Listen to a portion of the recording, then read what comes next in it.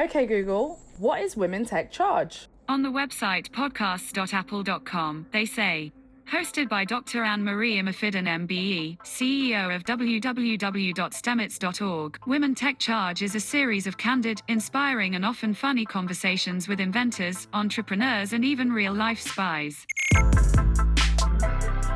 Welcome to this episode of Women Tech Charge. I am your host, Anne-Marie Imafidon, and today I have a guest joining me internationally for the first time ever on the Women Tech Charge podcast, introducing Lillian Rincon, who is Director of Product Management at Google. Voice has this very natural ability to help people in ways that we've never seen before, right? I mean, whether that's kids, right? That, like, I noticed my daughter learned her ABCs faster than my son because she grew up with this technology and she could ask the product to do that. You know, we're seeing seniors, right, who are losing their significant others, and, you know, they find companionship, let's say, in something that they can talk to. We see technology being able to help minorities that maybe never had access to the internet until now, maybe can't read but can talk, and so all of a sudden now they have this power that they never had before.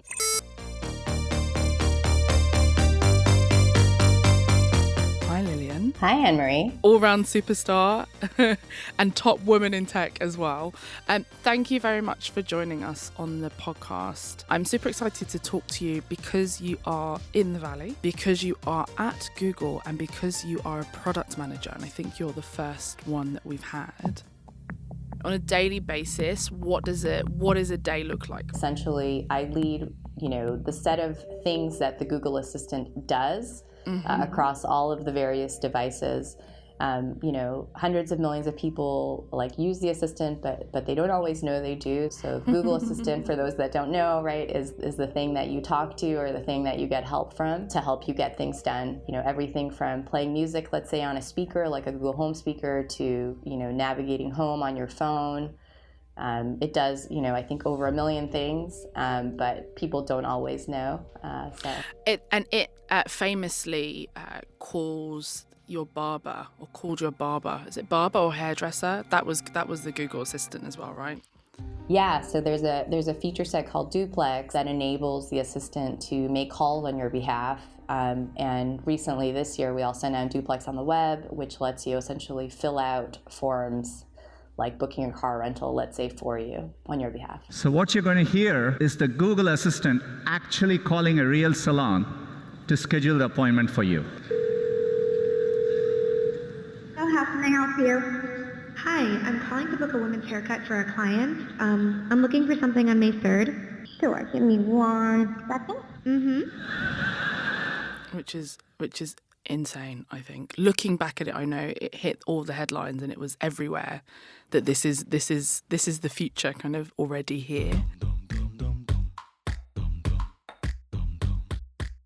When was the last time you were wowed by something you saw? Given you're at Google, I'm sure there's lots of incredible things that you get to see, that some of them you can't share. What's one thing that made you go wow that you can share? So I have been wowed by bringing translation to public places like hotels. We had this big, tremendous interpreter moment at CES actually this year, where we brought interpreter to hotels like Caesar's Palace, and to see people's faces react to real-time translation is just amazing. Well, I'm going to agree with you on that as a wow. As someone that spends a lot of time in hotels, in I'm not going to say random places, but lots of different places around the world where I haven't learnt that language that million people speak, I think that would definitely be a big wow and save me a lot of hassle.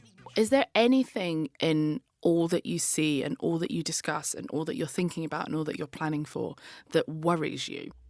I think part of the assistant wave is that we now have consumers that have these devices in their homes. And, for me, one thing that worried me was, as I saw my kids growing up with the technology, is whether, they were being taught to be rude. Like for us, we developed a feature called Pretty Please, which essentially we worked with experts to figure out how do you promote, polite behavior through positive reinforcement. That's the first thing we're doing, Definitely we take the responsibility of having these assistants close to you, very top of mind, and we very much think about what are the things that we should build to make people's lives easier. So manners is one of them. Is there anything in terms of the kinds of things that the assistant is listening to, or the kinds of unsavory uses for having an assistant that can book things on your behalf? Is there anything like that that comes to mind? We definitely think about privacy and security when we do anything on the assistant. Like, we're very, very thoughtful about that. I don't worry specifically about, I think what you just asked,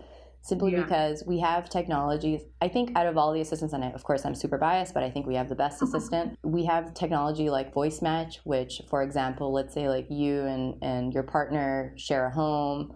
It recognizes your voice versus your partner's voice. So, for example, if your partner asked to book, let's say, something on your behalf, it would know that it wasn't you and wouldn't do it. I know there's a lot of worrying about, I don't want these devices because they're listening. Absolutely, like that's like number one top of mind issue. The assistants don't listen unless you say the hot word. So the hot word, for example, for the Google Assistant is when you say, "Okay, Google," or "Hey, Google." Hey, Google, book a table for 4. Sounds good. Hey, Google, call my brother. Hey, Google, call my brother. Text Carol. Can you text Carol for me too? Hey, Google, who just texted me? Yo, Google. Kevin, that was great, but we haven't made Yo Google work yet, so you have to say hey. Until we hear that, the assistant doesn't actually listen. I'd say the other thing too is anything the assistant listens to will always be available in this thing called My Activity. Which I've seen, yeah. You can download the audio files and see the kind of timestamps of when it has been listening and recording. Exactly, yeah. And you can always delete it. So like control of that is completely in your hands. The more that people use the technology and the more that people become digitally literate, I think every now and then there are times when there are either headlines or, even myself, people come up and say, "Oh, do you know that, yesterday I said, I don't know, ice cream, and since then I've only had ads for ice cream, and actually this morning an ice cream turned up at the door, a voucher for ice creams turned up at the door." So I wonder whether there's something that you're already considering or already thinking about in terms of the features that you're building, how we ensure that there is a line that we know isn't crossed by them or that people are comfortable with. So is that something that you ever come up against or you ever have to kind of work out with your team? It's a lot of power and a lot of responsibility to think about what are the things that essentially when you're inventing the future, right? Like interpreter mode and a lot of these features that we have on Assistant, it takes a lot of responsibility and absolutely we absolutely think about security and privacy and all these things. And like you said, I think oftentimes we have technology that's ahead, maybe many years ahead of when the community or users are actually ready for it. And that's absolutely something we take into consideration. So even if, for example, you tell us where your home is and where your work is, we can infer when you're home and when you're at work. But, we wouldn't necessarily use that data unless you wanted us to, right? Unless I'm at work and I say, hey, Google, navigate home, right? Then we're going to use that data to figure out what the directions are and not necessarily like just showing off for the sake of showing off, right? Yeah. And showing that actually this is good for businesses and it's good for users and this isn't about, anything negative. It's really thoughtfully put out. What excites you about the future of technology, given that we've made so many mistakes with diversity up until now? Yeah, no, and I was going to say, I think, we also think very thoughtfully, how can we use this technology to move minorities forward too? So I don't know if Anne-Marie, you've heard of what we've done in India, for example, with some of these feature phones that came back the last couple of years. But we really thought about, hey, how do we bring these really low-cost feature phones to places like India, like South America, where actually literacy of women is like, let's say 20% lower actually than men, where maybe some of these women have never had access to the internet, have never had access to technology. There's all these case studies that we have. I wish I could share them with you, that show these women who were like, basically they, ignored in these villages that now all of a sudden can tell all of the men in the village how long it will take to get to downtown because the assistant can tell them that traffic is bad. Voice has this very natural ability to help people in ways that we've never seen before, right? Whether that's kids, right? That, like, I noticed my daughter learned her ABCs faster than my son because she grew up with this technology and she could ask the product to do that. We're seeing seniors, right, who are losing their significant others and they find companionship, let's say, and something that they can talk to, surprisingly, right? To, like I said, in these sort of next billion user markets, we see technology being able to help minorities that maybe never had access to the internet until now, maybe can't read but can talk, and so all of a sudden now they have this power that they never had before. The other thing as well that does come up as well when I think about this is the trust side of things too. So I think that's the other thing that with a lot of technologies and a lot of headlines that have now come out, and this isn't really specific to Google. This is more about the Valley and just the tech industry in general and some of the other scandals that we've seen, which ultimately you see in any kind of industry. There's also that sense of trust. How do you make sure that trust isn't abused, or that you're able to maintain trust of the users and of people in general? Yeah, no, absolutely. Trust is also one of those things that we think a lot about. For example, even on many of the phones that Assistant is enabled, we have a light assistant that maybe you haven't given permissions to, and so it actually can't do personalized things. The default light assistant that you get is going to be able to answer like generic questions that you can get, let's say, from Google search, but not be able to do personalized things like navigate me home, because you haven't given us permission to know that, or maybe you haven't told us even where your home is, right? So a lot of this is a very, intricate formula of figuring out, like, okay, how do we develop, exactly as you're saying, Anne-Marie, like trust with the user and showing them value, right? Like, okay, the reason I want you to tell us, where your work is so that I can help tell you if traffic is going to be worse today, that maybe you should leave a little earlier, let's say, It's not for any other reasons, it's not to advertise for your work or any of that, right? We take this information really, really seriously.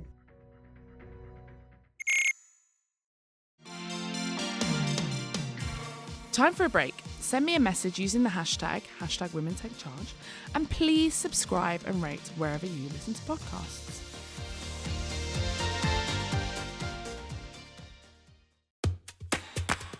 Product management is one of these new, I say new, I guess new-ish disciplines, or it's in its early stages, I say, as a discipline, that you can say I am a product manager or a senior product manager or a, whatever the evolution is. So for anyone listening who is unsure of what that means, how would you describe it? Well, so a product manager, I think of as the CEO of the product. They really are the person that, defines what the product should do, what's its strategy, how it should pivot. They define essentially, if depending on the methodology that teams use, but if people are familiar with Scrum, they would define like the product backlog of features, let's say, that the engineering teams would build, the priority of those things. Those are kind of part of the Agile framework, would we say? Right. Mm-hmm. But even in a waterfall model, you would have product managers define what the teams would do, milestone by milestone. Yeah. So I think they're really important. They're also, I think, kind of the glue that holds the team together. So, if things go well, the product managers should be shining a light on their team and, giving kudos. And if things go bad, then they're the ones who have to step up and explain, why things aren't going well. Like, they really have to be the CEOs, A lot of people make the move and then they come to me, in many different companies that I've been at, I've helped people transition from engineers or testers, let's say, to product managers. It's very common for people to tell me, a year into the role, gosh, this is so much harder. So much more time and so much more, having to deal with high pressure situations. And it's yeah, that's kind of what you signed up for. So little Lillian, what did little Lillian want to do when she grew up? Well, little Lillian, I think I lived in 3 different continents actually before the age of 12, so a little bit of a hippie in some regards. My mom's Chinese, by the way, my dad's Spanish. My parents actually met in London, in England actually, going to uni there, and then they moved to Venezuela. That's where I was born, and my first language therefore is Spanish. And then things started getting bad in Venezuela, and my parents had the foresight, to kind of see that things were, even though we had a good life, that, it was time to move on. And so we immigrated to Canada, actually, to Vancouver, Canada. And I didn't know English, so I learned English actually in an ESL class. And, unlike California here, there's lots of people that speak Spanish. In Vancouver, in my ESL class, I was the only person that spoke Spanish, probably the only person that spoke Spanish in my entire school. Super lonely time, kind of led to my love of math, because math is kind of a universal language, and it was something that I could do even without really understanding the language. And that was kind of the beginning of a love for problem solving, to be honest. Math kind of led me to wanting to focus on things that allowed me to problem solve. Actually, in the very beginning, I thought I was going to be a doctor, so I studied biology, went into university studying biochem. Within my first year, realized, actually, I love math and really started liking programming, so switched majors and led to a computing science degree, and that was the beginning of my engineering career.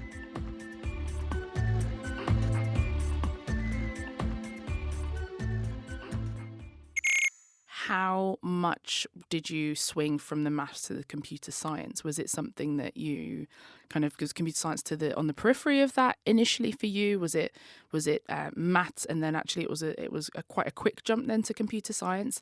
How did you flow between the two? Yeah, so the fortunate thing was that my mom actually was a computer programmer. I always had her growing up as a role model, and to be honest, I really wanted a degree in math, but I wasn't sure what I would do after university with a degree in math. Like, I was one of the top students in my class, and had done the internships, and so by the time I was entering my final year, I had a role in IBM, and I went abroad backpacking for 2 months when I graduated, thinking, oh, I have a role. I know what I'm doing. In September, I'm moving. It's like all clear. And I came back, and there was a letter in the mail, and it said, oh, you don't have a role. So actually, I was unemployed and didn't have a role when I graduated, even though I thought I did. But I'd been asked, actually, because I was also a volleyball player, so I'd been asked to apply for the Rhodes Scholarship. So I went about 3 months, getting everything ready. I was captain of the volleyball team, had, all of the different things that you need to do that, and didn't get it. Became a finalist, but didn't get it. And I remember just thinking, oh my gosh, my life is a total failure. Here I am. It's all falling to pieces. There were you, the computer major, with the mother that kind of had already done it, had already slayed the path, and it was all just going wrong. Or Pete Tong, as we like to say here. Everything was going wrong, exactly. And then, honestly, I just decided to apply for an engineering role as I waited to see if, because I didn't have a plan B. No one was really hiring, actually. People were getting laid off. But luckily got this job, and, luckily it was a company, it was a BI company, a business intelligence company at the time. And then they got acquired by a French company called Business Objects. Yes, they did. That was one of my first roles in my team. I was a business management analyst. I remember when it moved over, because there was a whole load of migration work that we had to do at the company I was working in to move from that to Business Objects. And we had universes. You had data universes. How crazy. Interesting. So that was your initial role. And that was an international role, then working across on the Crystal Business Objects, sorry. Yeah, it was an international role where, in order to grow as quickly as possible, we essentially set up shop in Bangalore and in Shanghai, and hired essentially new grads, and had a huge engineering team really quickly, let's say. And so I was flying back to Shanghai and to India like once a month. It was kind of crazy. I became less of a coder and more of a setting the direction of the team. Like, okay, what should they code? What are the features we should be building? And that was the switch to product management. And were you happy with that transition? And I ask this question because I now run Stemets, I guess, as we know. And it was something that I played with and toyed with before I went full time. A lot of mentors that I had were saying, if you go off and do this, you won't be technical anymore. There won't be anything technical left for you to do. And, if you stay here, you can stay in a really super technical kind of role. And I think it took me a while to figure out that unless I was going to cling to the developer position, which I didn't even have at that point, I was going to end up moving in that kind of direction. Is it something that you embraced as a step up or as an evolution, or were you still kind of apprehensive about leaving the coding and the more development side of things behind? I remember thinking, programming languages, they change every year, right? So to leave the programming and move on to a more product-y type of role, what would that mean? Would I lose my skills? How will I be graded in this other role? But I realized that, my passion was actually more in the strategy and determining what to build versus how to do it. And so I took the leap, and actually decided for business objects at the time I proposed, I think at 25 or something, that they should have a product management role that didn't exist. Of course you should have product managers, the company's this big. And then as I did that, I got recruited by Microsoft. So I took that role, I moved to Seattle. That's fantastic. And so yes, you said you were recruited into Microsoft as a product manager. I know you worked on Skype, you worked on MSN. What was your highlight, actually, of your roles and what you worked on while you were at Microsoft? Yeah, so, I worked at Microsoft, and, it was at a time when Bill Gates was still there. He was CEO, and he had this program called Think Week, actually. I was, I think, 6 months into the role and decided that I found a hole in the advertising marketplace ecosystem, and I wrote this paper on, we should have a creative marketplace that would link artists to smaller to medium advertisers to create their creatives, and he liked it, and so I became a lead very quickly because of that. It was a weird time because he would have these 2 weeks where Bill would read all these papers that would get submitted, and you could be the janitor or you could be a VP, but you could write the paper. He would read it, and if it was a good idea, he would fund it. That was kind of my early growth at Microsoft, and so I built the thing that I wrote the paper about, the Creative Asset Management Platform, which is still used, I think, for the display advertising team there.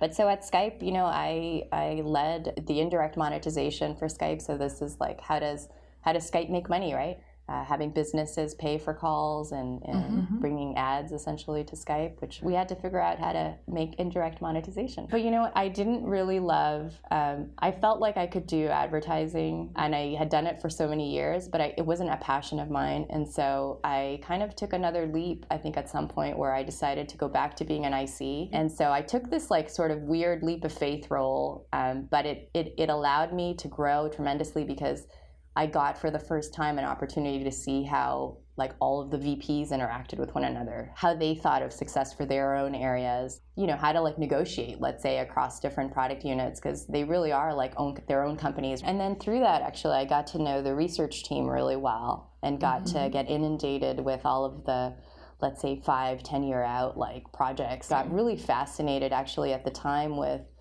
the growth and kind of optimism of machine learning at the time. I was seeing models that were all of a sudden now enabling things like transcription and translation. All of a sudden now you could actually productize. And so there was this project called, it was really this project around enabling real-time translation and pairing that with Skype. So, a lot of people video called, right, on Skype. What if you could, include this model real time in the conversation and enable real time closed captioning translation during a call. I don't even remember anymore, but I was looking at these models and just thinking oh my God, this is going to be the next wave of evolution, really.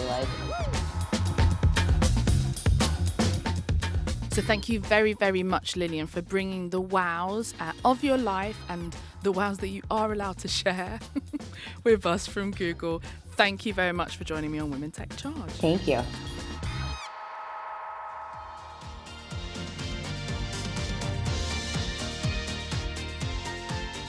This is Women Tech Charge. Subscribe and rate wherever you get your podcasts.